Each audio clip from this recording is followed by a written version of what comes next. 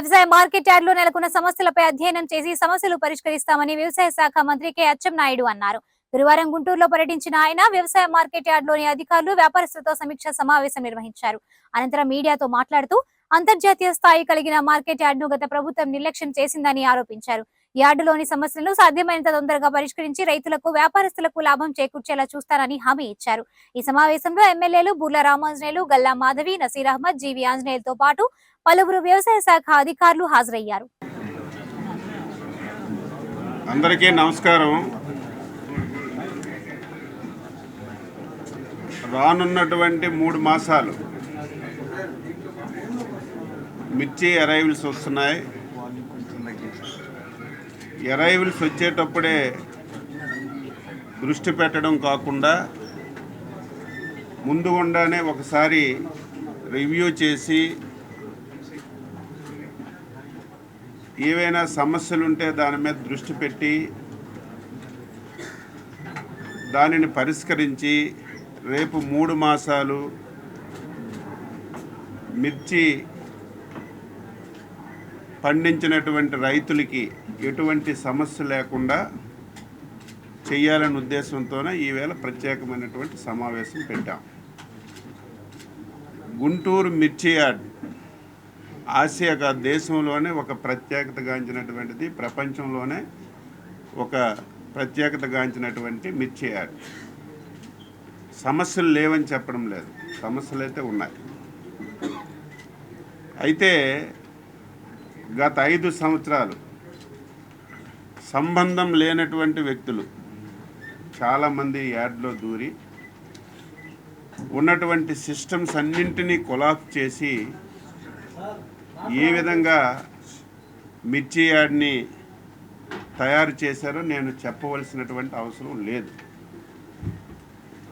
అయితే ప్రభుత్వం మారిన తర్వాత రైతుల నుంచి వచ్చినటువంటి కంప్లైంట్స్ కానీ, మీడియాలో వచ్చినటువంటి కంప్లైంట్స్ కానీ, మాకు నేరుగా తెలిసినటువంటి కంప్లైంట్స్ అన్నింటి మీద కూడా ఒక విజిలెన్స్ ఎంక్వైరీ ప్రభుత్వం నియమించిన విషయం కూడా మీ అందరికీ తెలుసు.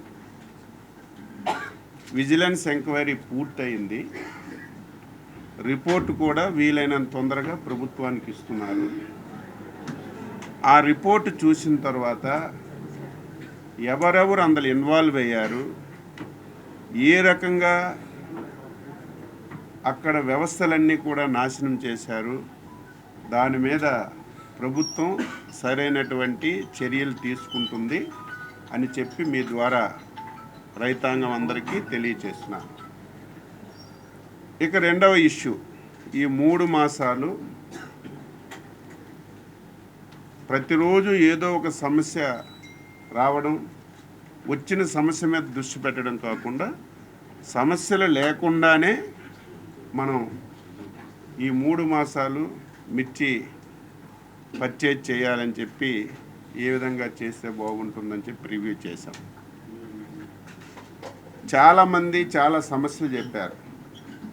అయితే రైతుకి లాభం రావాలంటే ఈ ఏదైతే చైన్ సిస్టమ్ ఉందో అందరూ సమర్థవంతంగా చేసినప్పుడు, అందరికీ ఎవరి స్థాయిలో వారికి ప్రభుత్వం అన్ని విధాల సహకారం అందించినప్పుడే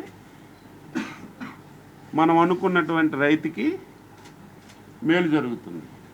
రైతుకు మేలు చేయాలి, రైతుకి ఇబ్బందులు లేకుండా చేయాలని చెప్పి మిగతా వ్యవస్థల మీద మనం దృష్టి పెట్టకపోయినా సరే చాలా ఇబ్బందులు వస్తాయి. కాబట్టి ఈరోజు చాలా సమస్యలు వచ్చాయి. నాకే కొన్ని ఆశ్చర్యకరమైనటువంటి విషయాలు కూడా తెలిసాయి.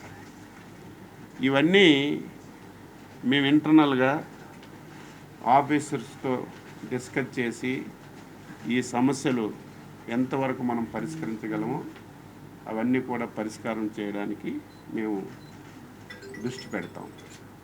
మెయిన్ లైసెన్సెస్, దీనికి ఒక విధానం లేదు, దీనికి ఒక పద్ధతి లేదు. దీనికి ఒక పద్ధతి తీసుకురావాలి, దీనికి ఒక విధానం తీసుకురావాలి.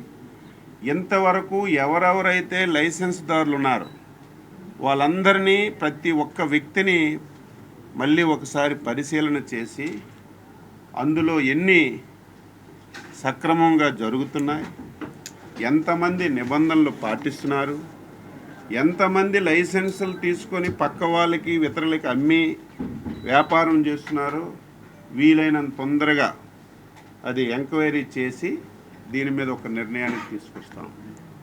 అదేవిధంగా లైసెన్స్దారులకు కూడా ఆర్థికంగా కొంత స్తోమత ఉండాలి.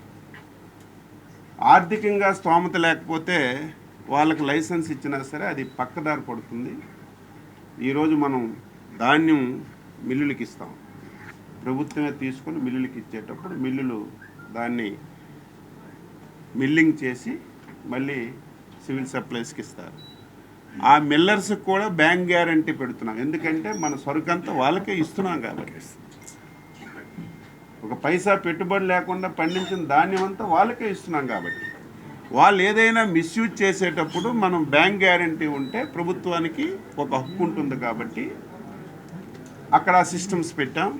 ఇక్కడ కూడా ఆ సిస్టమ్స్ ఎంతవరకు చేయగలం, ఇంకా ఏదైనా సరే మెరుగైన విధానం ఉంటే అమలు చేసి లైసెన్సింగ్ వ్యవస్థని తప్పనిసరిగా పటిష్టం చేస్తామని చెప్పి తెలియజేస్తున్నాను.